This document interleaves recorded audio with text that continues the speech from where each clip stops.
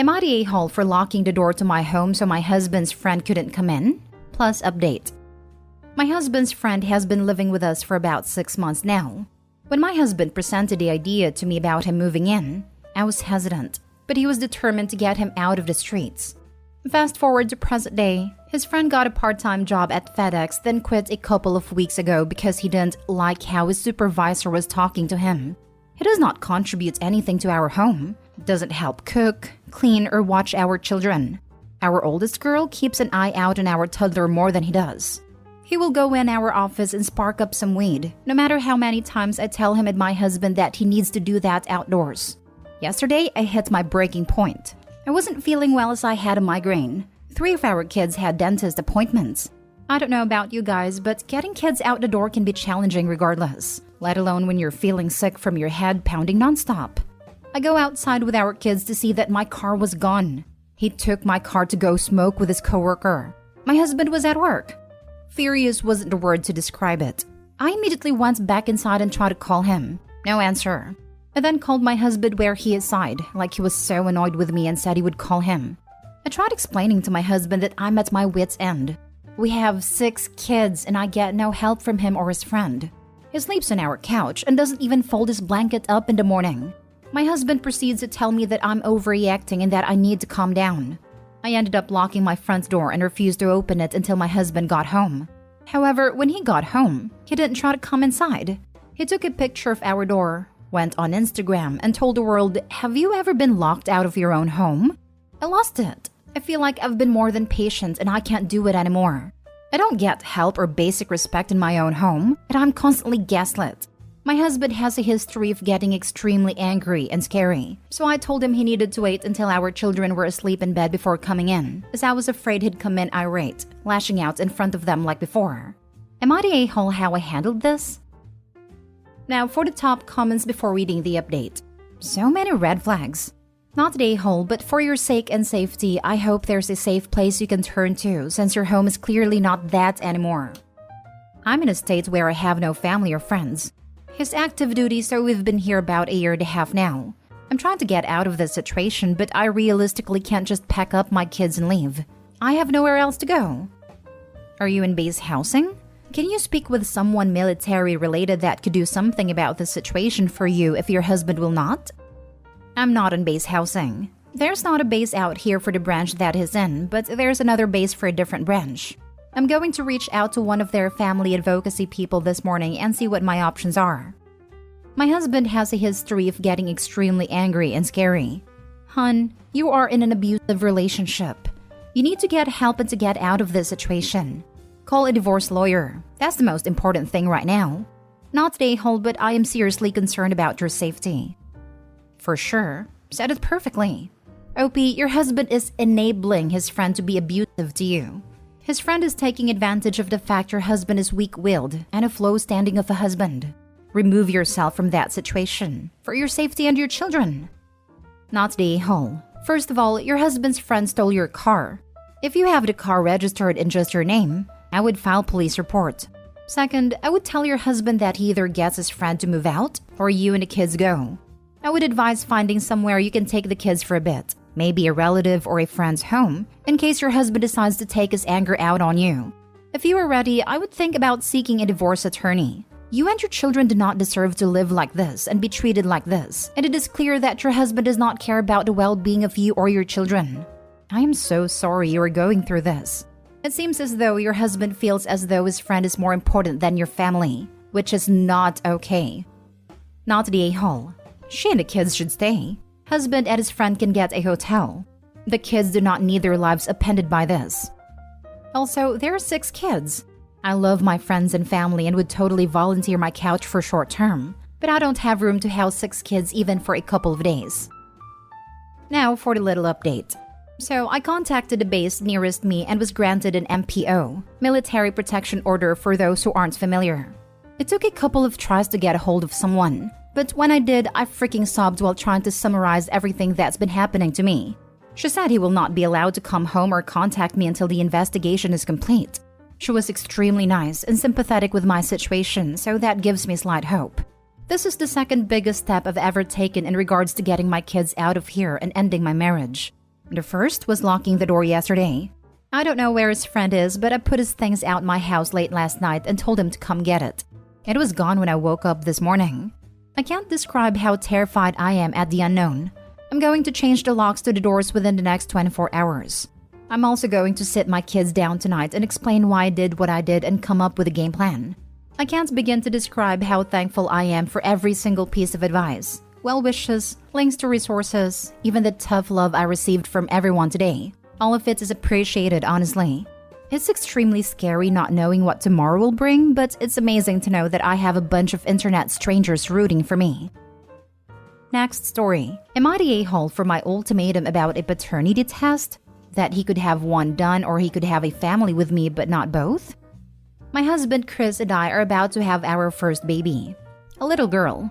We've been married for 7 years and we don't fight much. We're both pretty practical, logical people, and we usually find it easy to work conflict out without it getting too heated. Until now. We were talking about the birth, and he mentioned wanting the hospital to do a paternity test before the birth certificate gets signed, just to check that box. He talked about it like checking a box at my job, like just so matter of fact. But this isn't like work. Not at all. I felt hurt. I felt like the fact that he even asked showed he had doubt I was faithful. I've always been faithful. He's actually been the only man I've ever been with. We met as high school sweethearts and I'm 100% sure our daughter is his. So I took some time alone to think. And then I told him he could have it one of two ways. I would only want to build a family in a relationship where there was faith and trust and integrity. So if he wanted to build a family together, he could trust that I haven't strayed, skip the test, and we put this behind us. Or, if he really wanted a test, he could have it. But I didn't want to be in a relationship without that trust. So we could get a divorce. We would set up a custody schedule. He would get the test. He would find out she's his daughter, like I said. And he could have partial custody. He freaked out at me, saying it was insane I was talking about divorce a month before my due. And that he just wanted to be sure and that I was acting crazy. I told him he could be sure if he wanted. But if he did, I would be sure I couldn't stay in this relationship. He told me I was acting crazy. And he just wanted to dot his I's and cross his T's. And how I should know from my job that just checking something doesn't mean you don't trust it. I'm a system safety engineer and I verify designs and implementation for railway systems. He told me that I check every damn wire thrice over. It is not because I expect they're gonna be corroded a day after installing. You just gotta check. I said that the hazards I was trying to address there were reasonable and agreed on by all stakeholders. But the hazard in this situation, if we wanted to talk work, was that I was impregnated by another man. And if that's a hazard he's concerned with, I didn't know why he was with me. Not that my job even is relevant here, because with engineering, it's like, trust nothing, triple check everything, have several other people independently checking too. And that's no way to have a relationship. I told him on the phone he could have the paternity test or he could have a family with me, but not both. He told his parents about this and his dad was angry I was talking about divorce right when I'm pregnant with his granddaughter, which is ick. Anyway, I feel like even waiting for my husband's answer is making me reconsider this relationship. I don't know if it's just pregnancy moods, but I feel like I'm falling out of love. Am I the a-hole for my ultimatum? Ask him to submit to a full round of STD tests monthly just to check that box. I'll stay home. Oh, you're less crazy than me. I would be going through his phone daily. I'd need to be logged into all his socials, and it'd probably also need a tracking app installed as well, just to make sure all the boxes are checked and all that. Which, as I was typing all that, all I could think was, this is so freaking unhealthy. You would become a shell of a person. Don't do that to yourself. Not the a-hole. Reminds me of the post where a man ruined his whole marriage by getting a paternity test. His wife didn't stand his mistrust, so she left. OP, maybe show your husband that post to kick him back to his senses. Edit, your husband is the one ruining the marriage, not you. After being together for 7 years, how can he not trust your daughter to be his? Not the a-hole. He doesn't seem to grasp that he is accusing you of cheating. Unfortunately, these claims often arise when the husband has been cheating and projecting it onto the wife. You should ask him to prove he's not cheating as he's asking you. That is what my first husband did. I never cheated, and found out later he was sleeping with his friends' wives, but had the nerve to accuse me. Of course you are not the a-hole, but do you know why he is asking? I am sure it isn't just to check a box. there has to be a reason. Either he suspects you of being unfaithful, he is being unfaithful and is projecting, or someone he knows is putting stupid thoughts in his head. Before you go all the way to divorce, you might want to look into the why first. I keep trying to get to the bottom of it, and all he says is meaningless excuse like, to be sure, or I never thought you'd be one to judge someone trying to do their due diligence, or just want to get all the paperwork and legal stuff done right. Which, why? Next story. Am I the a-hole for refusing to kick my cousin out? I, 29, live with my pregnant fiancée Sarah, 27, and my cousin Mira, 18. To make a long story short, I've basically raised Mira myself since she was 4 and I was 15. Her parents are extremely negligent, and when I was 20, she ended up basically moving in with me. While she calls me by name and calls me her cousin, we have a father-daughter relationship. Mira is obviously important to me. She didn't get along with Sarah at first. I think she just hated sharing my attention. But I thought they get along well now. Sarah and I have discussed Mira and her situation. And while I knew Sarah thought independence is better, I personally think it's better for her to stay here while she goes to university. A few days ago, Mira came up to me crying and apologizing. She basically said she was sorry for being a burden and hurting me, for not realizing how I felt, and that she would move out and everything. I had no idea what was going on, and when I managed to calm her down, she basically told me that Sarah had talked to her. Apparently, she told her that she's old enough to move out and stop being a burden on me, that she needs to stop taking advantage of my kindness. I got pretty angry, and I reassured Mira that I love her and wouldn't kick her out or anything. I was furious and argued with Sarah about it. Apparently, she thinks I'm letting Mira take advantage of me, that she's old enough to be independent. She even thinks it's such an issue that Mira has been referring to the baby as her little sister, that she's my cousin and I have an actual daughter coming, so I can't keep cuddling her. Basically, she thinks I'm spoiling her with all this, which is ridiculous. That she did it this way because I left her no choice. The whole just a cousin has really angered me. Even if not by blood, she is my daughter. I raised her and love her. Sure, I spent a lot of time and money and whatnot on her, but I would do that for any child I had. Our argument went terribly. I don't understand how can she see Mira as some leech I need to stand up to, and that she did what had to be done. Mira was really happy I didn't feel that way, and obviously hates Sarah now. Sarah and most of my in-laws obviously say she's right, and I need to have appropriate boundaries. Our friends mostly agree with Sarah. Even my best friend basically told me that Sarah's right when I vented. Apparently, I basically forgot my place at It's Unhealthy. I really don't agree with them. But having so many disagree, especially my best friend, is giving me doubts. I want what's best for Mira. And while I personally want her to stay, if it is actually unhealthy, maybe Sarah would be right. Sarah definitely went the wrong way, but maybe I was wrong to not take some of the worry seriously. Now for the top comments. Not day hall. Mira is in university.